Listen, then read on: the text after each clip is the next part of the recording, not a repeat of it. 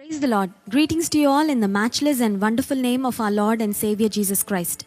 Today, I would like to talk about a king named David in the Bible.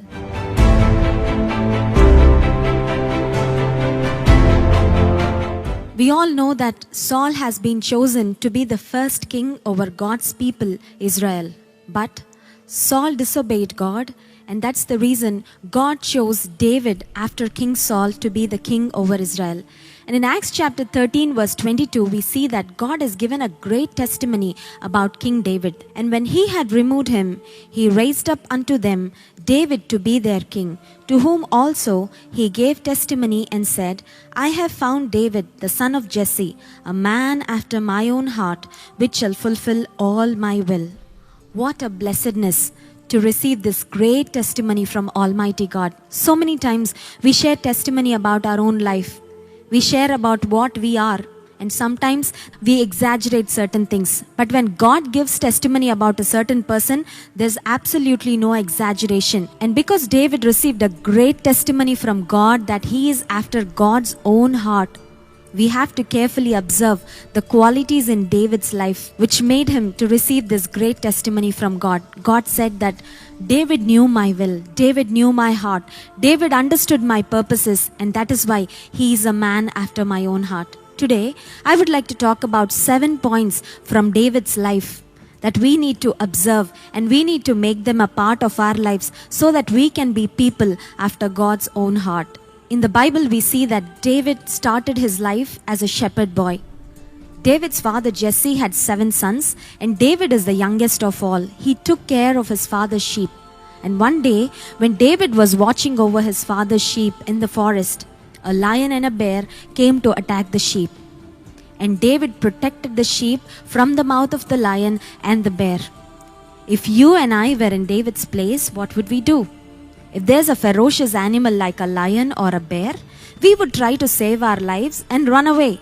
But that was not the case in David's life. Even though David had a big challenge right in front of him, David risked his own life to protect the lives of the little sheep. In 1 Samuel chapter 17 verses 34 through 36, we see that David shared his experience with King Saul. And David said unto Saul, Thy servant kept his father's sheep, and there came a lion and a bear, and took a lamb out of the flock. And I went out after him, and smote him, and delivered it out of his mouth. And when he arose against me, I caught him by his beard, and smote him and slew him. Thy servant slew both the lion and the bear. David had this wonderful track record. He was faithful as a little shepherd boy. That is why faithfulness in small things is a big thing. I'm sure God must have thought, because David is faithful in taking care of his sheep, he will surely be a good king over my people Israel, and he will take good care of them. My dear brothers and sisters, don't be disappointed and discouraged when you have to wait to receive your blessings. God is watching everything that you're doing. He's hearing all your prayers. He is waiting to answer your prayers, and believe that your answer is on the way. Your blessing is on the way. God is watching your life. In order for David to become the king over Israel, even though David was anointed when he was a little boy, he had to wait until he was 30 years old. But David waited for God's timing in his life. The first point that we need to remember in David's life is this: when faced with a challenge, David did not try to escape.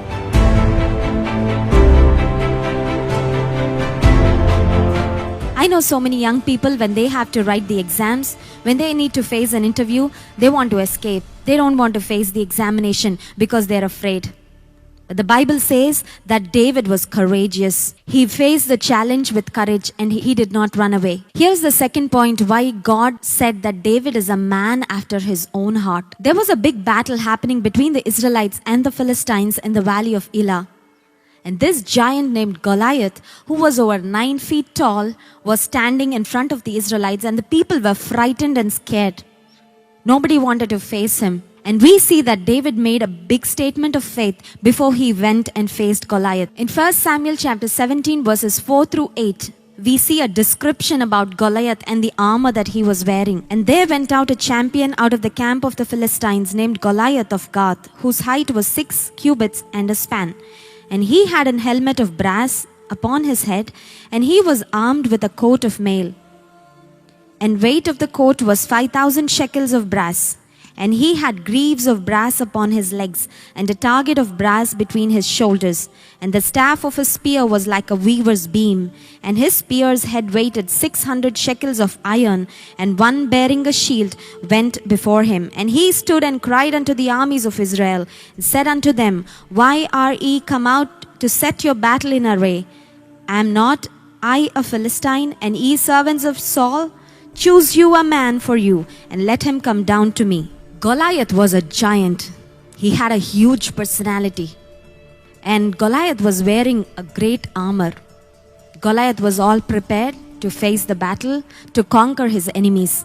I'm sure all the Israelites were scared looking at this man's height and weight and the armor that he was wearing and everything. But David did not look at the size of the enemy. He looked at the size of his God. Hallelujah. You and I serve a living God. And remember that your God and my God is greater than the enemy. The Bible says that we are more than conquerors through him who loved us. And the Bible also says that he who is in us is greater than he who is in the world. When you are faced with challenges and difficulties, when the enemy tries to attack you in your life, don't ever look at your problem.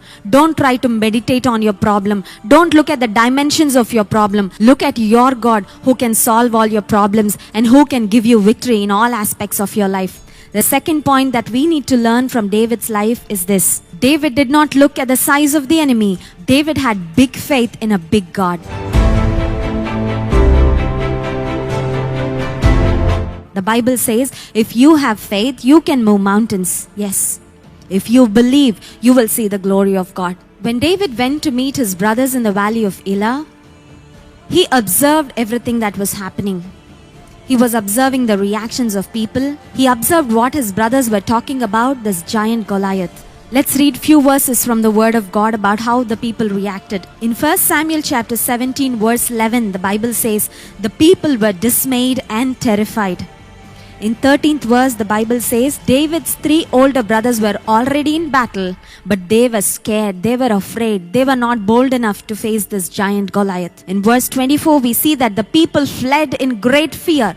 People ran away to save their lives. In verse 28, we see that when David went to his oldest brother Eliab, his brother was so angry and he totally disappointed David. And finally in verse 33, when David went to King Saul and said, My king, I would like to go and fight this man in the battle, Saul also discouraged him. But let me tell you something. This is the third point that we need to learn from David's life. David was not influenced by the people and the circumstances around him.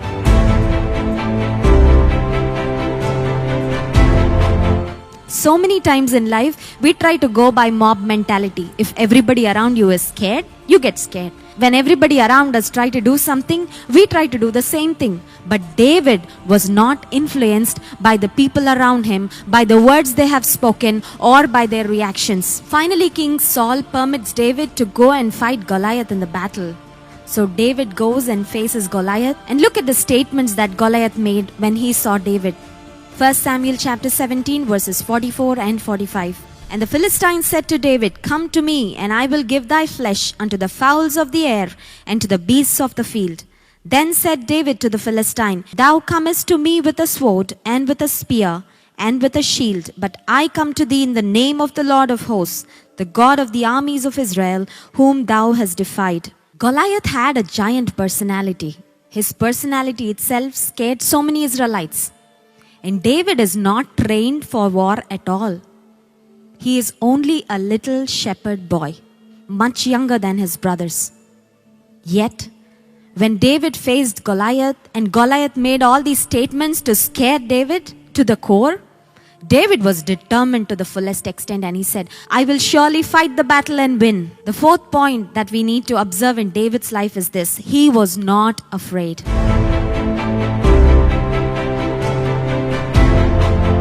The Bible says in 2 Timothy chapter 1 verse 7 that God has not given us a spirit of fear, but of power, love, and sound mind.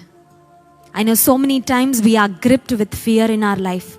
Fear about future, fear about finances, fear about health, fear about your education, fear about your career, fear about what will happen tomorrow.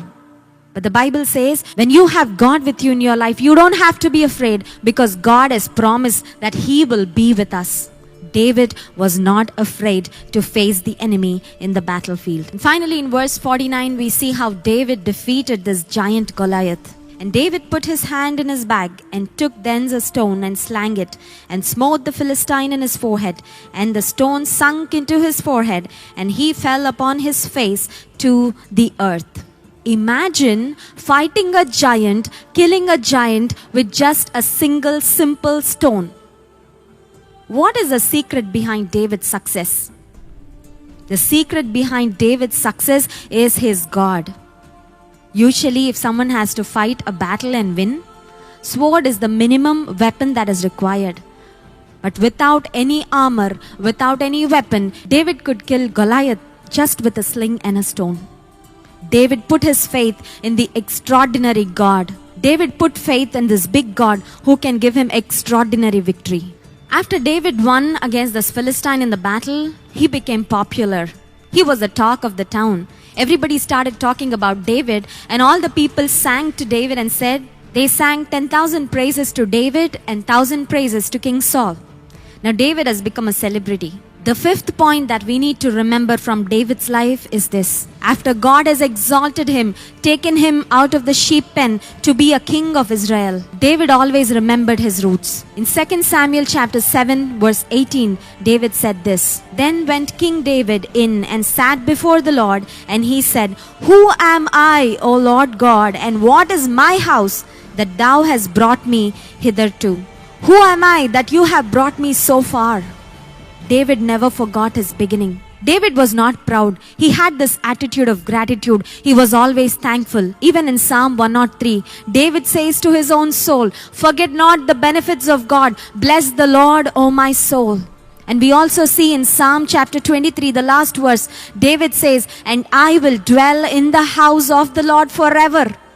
Even though David can rejoice about being in his palace, in his beautiful palace which he has built for himself, David realized that it is a great blessing to be in the presence of God, in the house of God, than to be in his palace. David said, Who am I, Lord, that you remembered me and brought me thus far? And also when the ark of the Lord was brought into Jerusalem, we see that David danced in the presence of God. And Saul's daughter Michal, who was David's wife, saw him from a distance through a window, and she despised David in her heart. And when David came home, Michal questions David and says, David, did you forget that you are a king?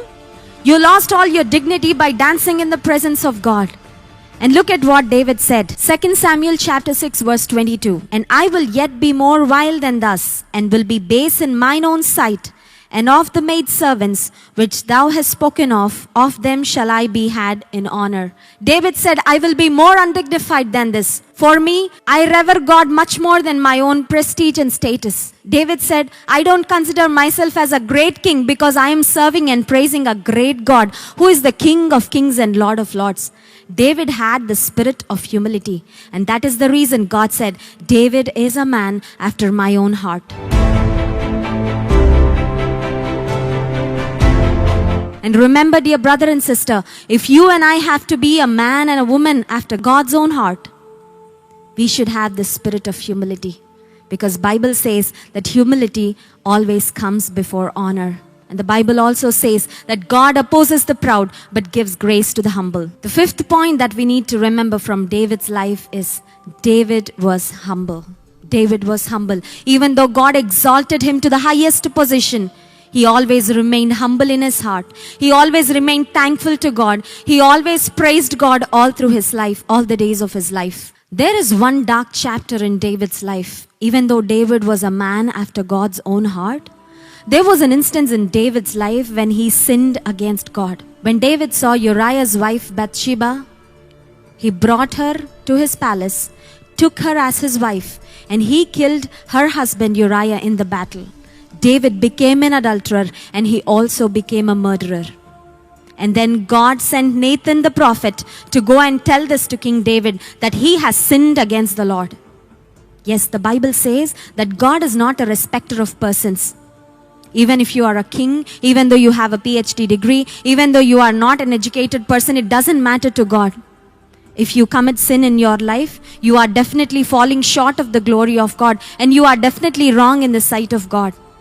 When David committed sin with Bathsheba, God sends prophet Nathan. When prophet Nathan went and questioned David about the sin he has committed, look at David's response. 2 Samuel chapter 12, verse 13. And David said unto Nathan, I have sinned against the Lord. And Nathan said unto David, the Lord also hath put away thy sin. Thou shalt not die. Immediately David confessed his sin in the presence of God. If you and I were in David's place, how would we react? If anybody else is in David's place, they would surely be angry. And they might even order the soldiers to kill Nathan because he has pinpointed the king and his mistake. But David immediately confessed his sin and he said, I have sinned against the Lord. In Psalm chapter 51, we see that David has written an entire psalm asking for God's forgiveness, for his grace and for his presence. Psalm 51 verse 9, hide thy face from my sins and blot out all my iniquities. Verse 10, create in me a clean heart, O God, and renew a right spirit within me. 11th verse, cast me not away from thy presence, take not thy Holy Spirit from me. David realized that his sin will take away God's Spirit from him, and he knew that God's Spirit is all he needs. And that's why he is pleading for God's mercy, pleading for God's forgiveness, pleading for God's grace in his life. And David also realized that he has lost the joy of salvation. In verse 12 he says, restore unto me the joy of thy salvation and uphold me with thy free spirit. If David has committed a sin, he can go drink some wine and forget about the sin he has committed. He can go enjoy his life somehow and try to get back that joy. But David realized that he can get the joy of his salvation. He can restore that joy of salvation only when he asks for God's forgiveness. That's why David went, wept in the presence of God, humbled himself, confessed his sin, pleaded for God's forgiveness. And that's the reason God forgave David and God blessed him one more time.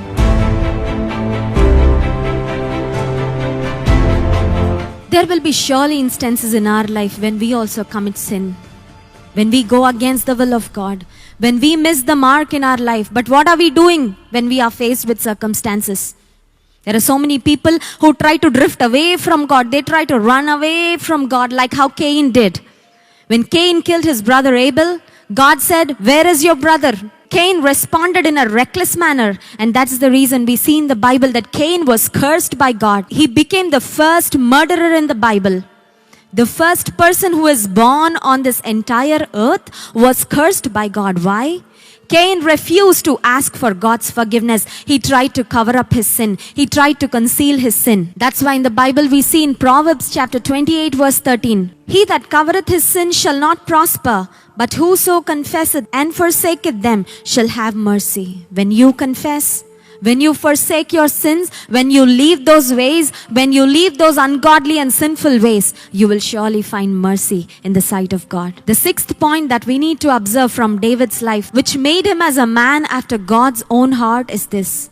When David sinned against the Lord, he confessed, asked for God's forgiveness, and set things right with God. After Prophet Samuel went and anointed David as the king over Israelites, Saul came to know about this. Saul was jealous of David. There were so many instances in the Bible where we see that Saul tried to kill David.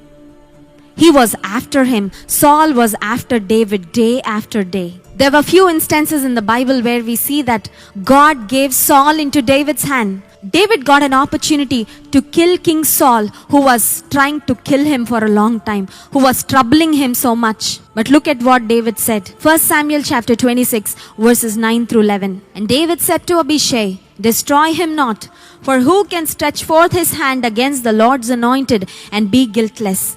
David said furthermore, as the Lord liveth, the Lord shall smite him, or his day shall come to die, or he shall descend into battle and perish. The Lord forbid that I should stretch forth my hand against the Lord's anointed. When David had an opportunity to kill King Saul, who was David's enemy, who has been troubling David so much, who has been so ungrateful to King David, yet David did not utilize that opportunity to take revenge. He said, vengeance is God's. Let God take revenge. I don't want to touch God's anointed. We see that David was a man of peace. The Bible says, "Blessed are the peacemakers, for they are sons of God." For all the trouble that King Saul caused David, David depended on the Lord and he said, "Let God fight the battle for me. I don't want to take revenge. I don't want to kill the Lord's anointed." David did not take revenge on God's anointed. This is the 7th point.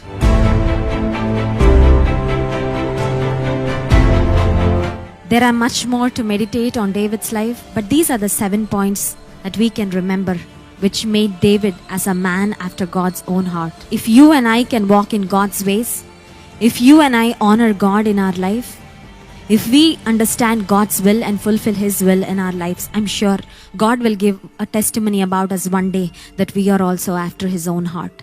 May the Lord give us that grace to please Him, to honor Him, and to glorify Him through our lives. Let's say a quick word of prayer.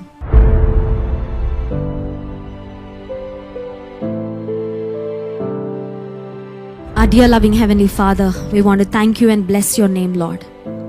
Thank you for reminding us from David's life about all the qualities and the characteristics that he had, which made him as a man after your own heart. When David was faced with challenges, he lived with courage.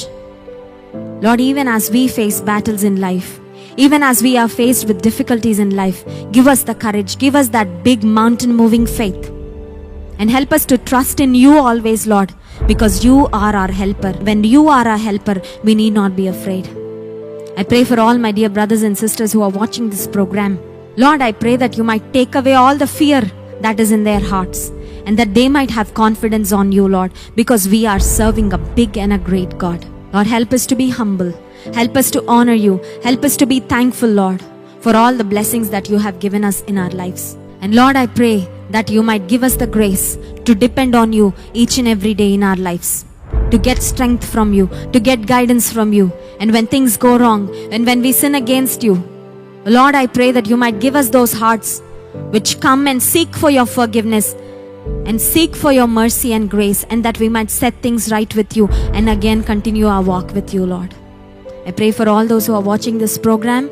Pray for all their specific prayer requests and needs, Lord. Meet all their needs in the riches of your glory. Be Jehovah Jireh. Be our healer, Jehovah Rapha. Oh Lord, be our peace. Be our victory, Lord, in every single aspect of our lives. Help us to please you, honor you, and to glorify you. We give you all the glory, honor, and praise. In Jesus' most precious and wonderful name I pray. Amen. God bless you. Thank you for watching the spiritual message. Don't forget to subscribe to Young Holy Team YouTube channel. You can share this message to your family and friends so that they also can be blessed. God bless you all, and may God bless our India.